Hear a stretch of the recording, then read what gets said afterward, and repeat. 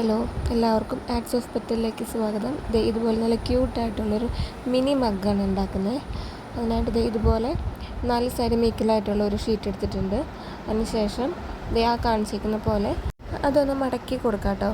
എല്ലാ സൈഡും ഈക്വലായിട്ട് വരാൻ വേണ്ടിയിട്ടാണ് ഞാൻ ആദ്യം തന്നെ കുറച്ച് ഭാഗം ഒന്ന് മടക്കിയെടുത്തത്. അതിനുശേഷം അങ്ങനെ മടക്കി വരുമ്പോൾ എല്ലാ സൈഡും കണ്ടോ, എല്ലാ പാർട്ടും ഈക്വലായിട്ട് വന്നിട്ടുണ്ട്.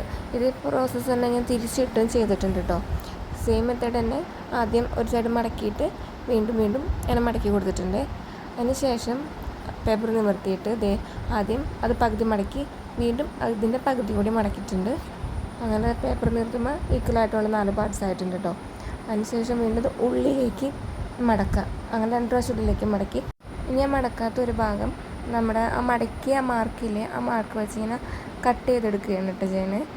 അങ്ങനെ അത് കട്ടിങ് എല്ലാം കഴിഞ്ഞിട്ടുണ്ട്. അതിനുശേഷം ഞാൻ വീണ്ടും ആ മാർക്ക് ഒന്നും കൂടി മടക്കി കൊടുക്കുക കേട്ടോ.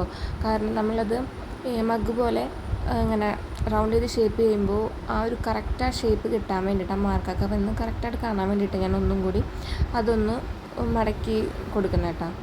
അതിനുശേഷം ഏതെങ്കിലും ഒരു സൈഡിൽ ആ ഒരു കട്ട് ചെയ്ത ഭാഗം ഇങ്ങനെ ഉള്ളിലേക്ക് മടക്കി വെച്ചിട്ട് മറ്റേ സൈഡിൻ്റെ ഉള്ളിലേക്കായിട്ട് ഒന്ന് ഒട്ടിച്ച് കൊടുക്കുക കേട്ടോ ചെയ്യുന്നത്. ഞാനിത് പറയുന്ന സമയത്ത് ബാക്ക്ഗ്രൗണ്ടിൽ നല്ല ഡിസ്റ്റർബൻസ് ഉണ്ടാവുമെന്ന് അറിയാം അത് കേൾക്കുമ്പോൾ.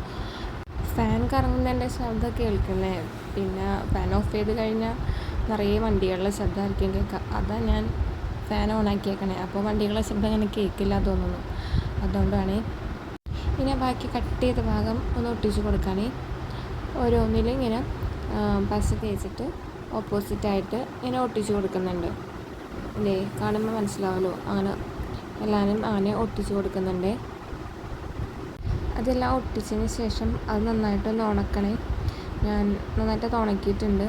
അതിന് ശേഷം ആ ഒട്ടിച്ചതിൻ്റെ താഴെയായിട്ട് ഞാനൊരു കട്ടിയുള്ള ഒരു പേപ്പർ വെച്ചിട്ട് ഒന്നും കൂടി ഒന്ന് ഒട്ടിച്ച് കൊടുക്കുന്നുണ്ട്. ഇതിന് ഞാൻ ഒരു സ്ക്വയർ പോലത്തെ ഒരു പേപ്പർ കട്ട് ചെയ്തിട്ട് നമ്മുടെ മഗ്ഗിൻ്റെ ബാക്കിൽ ഇത്തിരി പശ തേച്ചിട്ട് ഇതുപോലെ ഒട്ടിച്ച് കൊടുക്കുകയാണ്. അത് നന്നായിട്ട് ഉണങ്ങിയതിന് ശേഷം ആ ബാക്കി വരുന്ന ആ പേപ്പറെല്ലാം ഒന്ന് കട്ട് ചെയ്ത് കൊടുത്തു കഴിഞ്ഞാൽ ആ ഒരു ഷേപ്പിൽ കിട്ടും കേട്ടോ. നമ്മുടെ മഗ്ഗിൻ്റെ ഒരു ഷേപ്പിൽ കിട്ടും. പിന്നെ ഞാൻ ഈ പറയുന്നതൊക്കെ നിങ്ങൾക്ക് ക്ലിയർ ആയിട്ടുണ്ടാവുമെന്ന് തോന്നുന്നു. ഇതുപോലത്തെ ക്രാഫ്റ്റുകളൊക്കെ ഇഷ്ടമാണെന്നുണ്ടെങ്കിൽ ചാനൽ എന്തായാലും സബ്സ്ക്രൈബ് ചെയ്യാനായിട്ട് മറക്കില്ല കേട്ടോ. അങ്ങനെ കട്ടിങ് എല്ലാം കഴിഞ്ഞിട്ടുണ്ട്. താഴത്തെ ഷേപ്പിൽ നമ്മൾ കട്ട് ചെയ്തെടുത്തിട്ടുണ്ട്. വേണമെന്നുണ്ടെങ്കിൽ നമുക്കതിൻ്റെ ഉള്ളിലും അതുപോലെ തന്നെ കട്ട് ചെയ്യാം കേട്ടോ.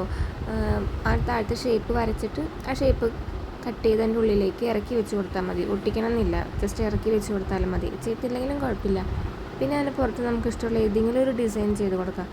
ഞാനിപ്പോൾ വെറുതെ ഒരു ഫ്ലവർ പോലെ വരച്ചിട്ടുള്ളൂ. പിന്നെ അതിന് ശേഷം മഗ്ഗിന് പിടിക്കാനുള്ള ഒരു പിടിയില്ലേ, അതാണ് വെച്ച് കൊടുക്കുന്നത് കേട്ടോ. ഇതുപോലെ ഒന്ന് വെച്ച് അതൊന്ന് ഒട്ടിച്ച് കൊടുക്കുന്നുണ്ട്.